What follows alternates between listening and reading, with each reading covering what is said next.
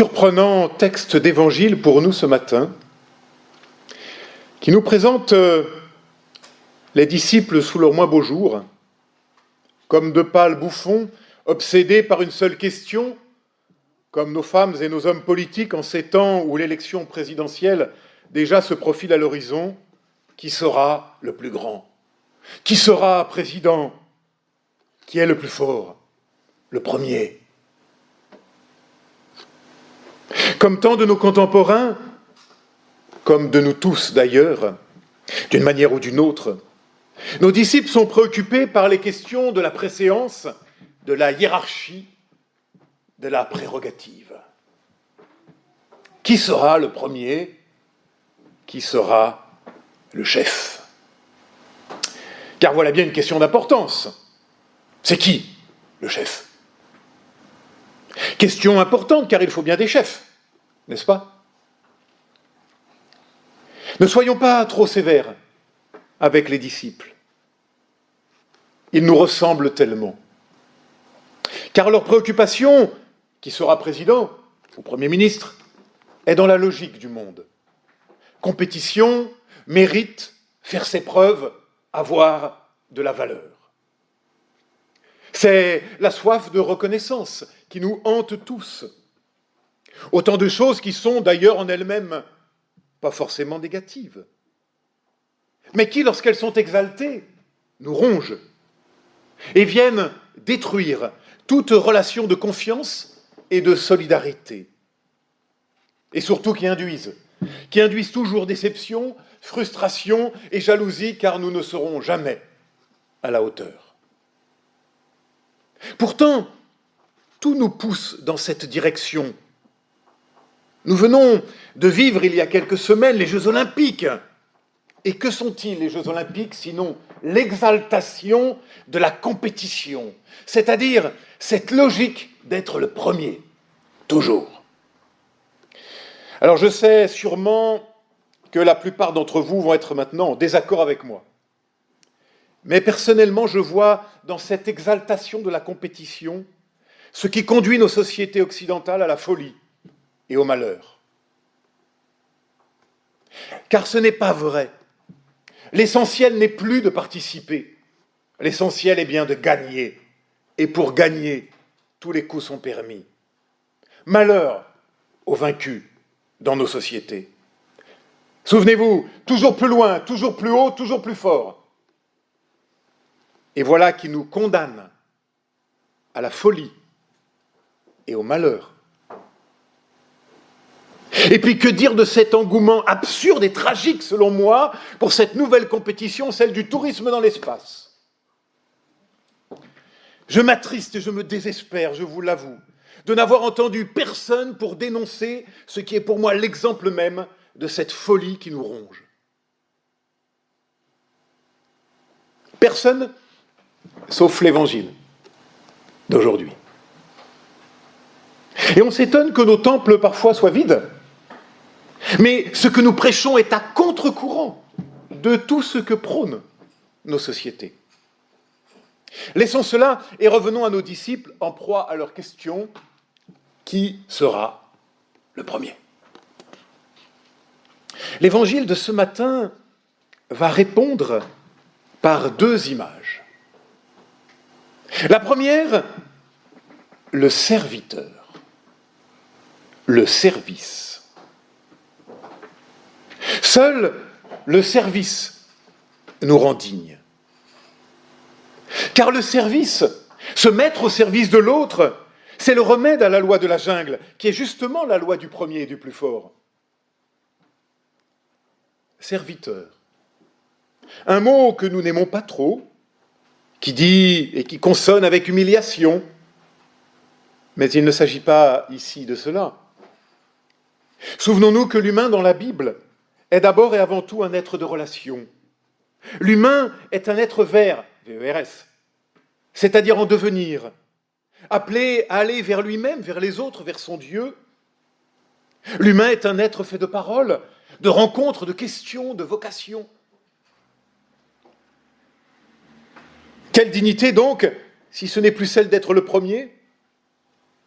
alors notre vérité, notre dignité sera toujours relationnelle. Elle sera toujours reçue d'un autre, en relation avec un autre. Mais pas n'importe quelle relation, pas la relation qui a servi l'autre, qui prend le pouvoir et le contrôle sur l'autre, mais la relation du service de l'autre. Et Jésus lui-même nous a montré l'exemple. Souvenez-vous, le récit du lavement des pieds par Jésus de Nazareth à ses disciples. Alors on ne voit pas bien avec la lumière là, mais Jésus il est là, au pied de Pierre, et il lave le pied de Pierre et après des autres disciples. C'est une fresque dans une église du Tigré, en Éthiopie. Photo que j'ai prise il y a 2 ans. C'était le dernier soir, Jésus est là, il s'est dévêtu, il a mis un torchon comme tablier. Et le voilà à genoux, devant Pierre, devant toi, devant moi. L'acte est colossal. En Christ, Dieu en tablier de service, à genoux. Dieu serviteur. Pierre ne pouvait pas comprendre. Il ne pouvait pas accepter un tel geste. Lui qui sûrement faisait partie de ceux qui s'étaient disputés pour savoir qui serait le plus grand. Pierre ne pouvait pas accepter un tel geste, car ce geste s'en vient à jamais bouleverser toutes nos idées que nous avons sur Dieu et sur nous-mêmes. Le Messie attendu devient un Messie inattendu et l'humain, quelque chose à réinventer. Oui, ce geste est colossal, il se passe de mots, il n'y a qu'à contempler un maître à genoux, un geste qui dit l'homme pour le service. Car que dit Jésus alors ? Ce que je vous ai fait, faites-le à votre tour. Un geste qui s'en vient à jamais briser la loi de la violence dans nos humaines relations, un geste qui s'en vient briser à jamais nos idées de hiérarchie et de dignité. Car voilà la dignité selon l'Évangile. Être suffisamment détaché du souci de soi, de son ego, d'être le plus grand, le plus fort, le premier, pour pouvoir prendre le risque de l'agenouillement et du service. Il ne s'agit pas ici d'humiliation, mais d'un renversement complet de notre logique humaine et sociale. Désormais, telle sera la question, servir ou se servir. Se servir ou servir. Et l'indignité, par opposition, sera alors toujours ce qui vient briser cette relation ou la servir. Tout ce qui vient morceler l'autre, le chosifier, le réduire à ceci, à cela, lui faire violence, de quelque manière que ce soit. Et il y a 1000 manières de faire violence à l'autre, même des très douces, même d'accrocher des médailles autour des cous. Tout cela, devant Dieu, devient indigne. Le service de l'autre. Le service de l'autre et le regard de Dieu seul nous rendent dignes. Et alors la seconde réponse dans notre texte de ce matin sera, pour illustrer cela, un enfant. Un enfant qui n'est ni rentable, ni performant, ni puissant, ni savant. Oui, l'Évangile nous l'affirme. Ne cherchez pas à rentrer dans la logique de la reconnaissance et de la compétition. Arrêtons de nous dresser sur la pointe des pieds. Une seule recette, redevenir comme des enfants. Pourquoi ? Peut-être d'abord parce qu'il faut désapprendre, afin de mieux recevoir. Pourquoi sommes-nous là, ce matin ?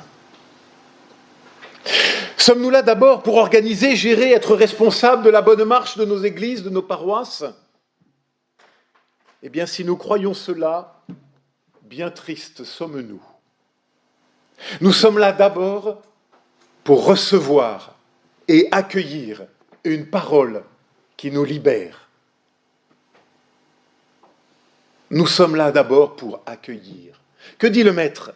Qui accueille en mon nom un enfant m'accueille. Accueillir. Oui, nous sommes là d'abord et avant tout pour accueillir une parole et nous laisser par elle transformer. Nous ne sommes pas d'abord là en Église pour faire, mais d'abord pour nous laisser faire par la parole. Pour ensemble vivre de cette parole de grâce que Dieu dit au monde, pour ensemble recevoir cette formidable nouvelle qui veut faire toute chose nouvelle.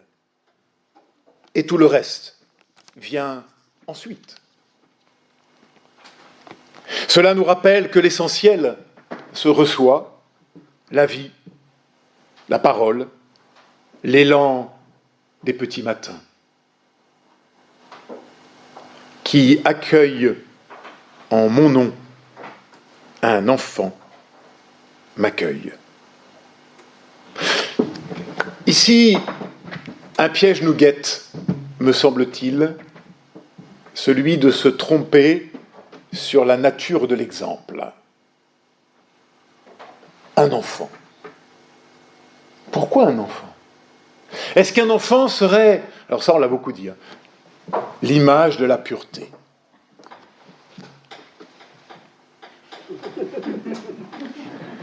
Moins corrompu, moins égoïste, moins soucieux, moins agressif, moins porté à la domination et au pouvoir. Alors encore une fois, je risque d'en choquer peut-être certains parmi vous, mais les jeunes parents me comprendront très bien. Bien sûr qu'il n'en est rien. Il n'est qu'à regarder une cour de récréation pour savoir qu'il n'en est rien. L'enfant n'est ni pire ni meilleur que l'adulte. Il est un adulte en devenir et porte déjà en lui-même le pire et le meilleur dont l'adulte sera capable. Il est un potentiel du pire comme du meilleur. J'ouvre ici d'ailleurs une parenthèse de vocabulaire. Jésus ne parle pas de petits bébés. Là, on pourrait se laisser aller à l'image de la pureté, etc. Non, mais le mot grec employé ici dans le texte désigne les jeunes garçons, les jeunes filles de 7, 8, 9, 10, 11, 12 ans qui, dans la Palestine de l'époque, servaient de serviteurs et de petits bras à tout le monde et à tout faire. Cela dit, pour couper définitivement court à tout romantisme concernant cette image de l'enfant, qui n'est donc ni pire ni meilleur, dis-je. Alors en quoi, si ce n'est pas ça, en quoi l'enfant peut-il être l'exemple même, l'archétype du croyant? Oui, qu'est-ce que l'enfance et qu'est-ce qui la caractérise? Pourquoi le Maître nous pose-t-il l'enfant comme modèle? L'accueil de l'enfant comme modèle. Eh bien, peut-être d'abord à cause justement de la fragilité même de l'enfant. Il y avait celui qui voulait savoir qui était le plus fort, et contre-exemple, l'enfant, qui est toujours fragile. Et je crois que l'Évangile est une hymne, une éloge à la fragilité. Et nous invite à accepter d'être soi, dans nos fragilités, dans nos ambiguïtés, jusque dans nos errances même parfois. Je ne crois pas que Dieu aime les surhommes, les surdoués de la foi, les super-croyants. Je crois que le Maître de l'Évangile n'a que faire de la quête stérile de grandeur et de puissance qui anime les disciples. Je crois au contraire que Dieu aime les hommes et les femmes qui tentent de vivre simplement en vérité, c'est-à-dire dans l'acceptation de nos finitudes, de nos balbutiements, mais qui osent le service de l'autre malgré tout. Voilà ceux que Dieu veut prendre pour amis, me semble-t-il. Voilà ceux que Dieu se choisit au-delà de nos logiques et de nos critères.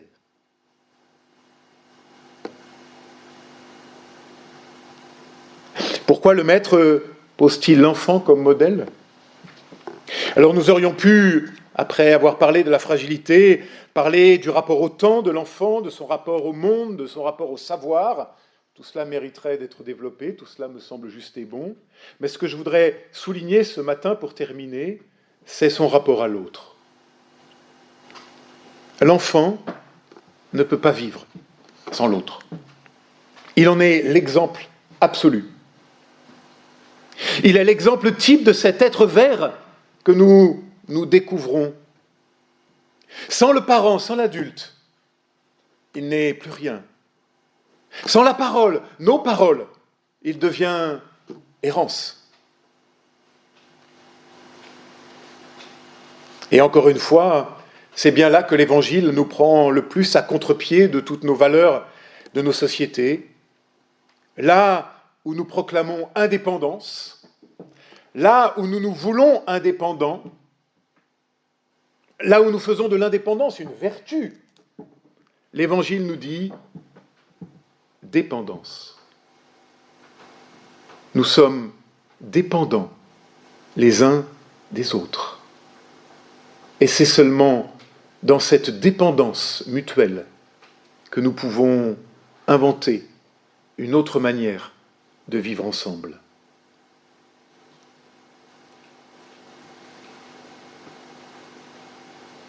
C'est une vraie révolution, un changement total de paradigme, comme on dirait. Voilà que l'homme vit non de ce qu'il fait, produit, consomme, mais l'homme vit de ce qu'il reçoit, de l'autre, de sa relation à l'autre. Nous sommes là au cœur de l'évangile de la grâce. Vous savez, cet évangile de la grâce qui fait s'écrier au personnage principal du journal d'un curé de campagne de Bernanos, à la toute dernière page, tout est grâce. Tout est grâce. C'est-à-dire, tout est don. Et pour que tout soit don, c'est donc que tout est relation. Ainsi, l'enfant devient véritablement l'archétype de cette vérité essentielle à nous-mêmes et qui nous est pourtant devenue comme étrangère, voire insupportable. Oui, vivre, c'est être en relation, c'est donc être dépendant, interdépendant, les uns des autres. Ça marche aussi pour nos communautés et nos paroisses, qu'elles vivent en ensemble ou pas d'ailleurs. Et pour que cette dépendance soit joyeuse, sereine, heureuse, il faut juste l'accepter, l'assumer. Et pour cela, il nous faut retrouver la confiance en l'autre. Voilà ce que nous dit l'Évangile ce matin. Retrouve la confiance, vis de la foi, cela seul fait vivre. Vous savez, foi, fiance, confiance, fiancé, fiançailles, tout ça c'est le même mot, c'est la même étymologie. La foi, c'est pas d'abord croire en ceci ou en cela, c'est la confiance. Vivre de cette confiance qui nous est offerte. Mais nous avons, j'en ai peur, perdu l'habitude de faire confiance. La méfiance, la défiance semble régner en maître absolu.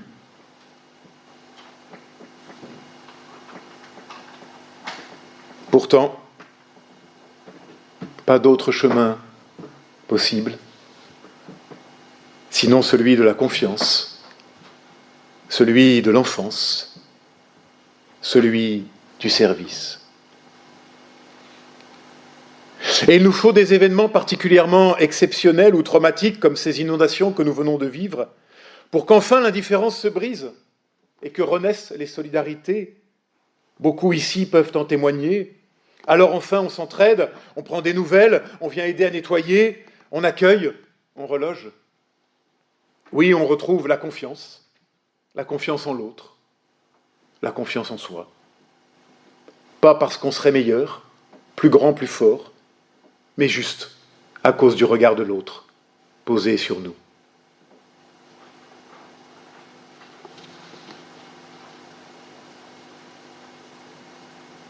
Quiconque reçoit en mon nom un de ses enfants, me reçoit moi-même, et quiconque me reçoit, reçoit celui qui m'a envoyé.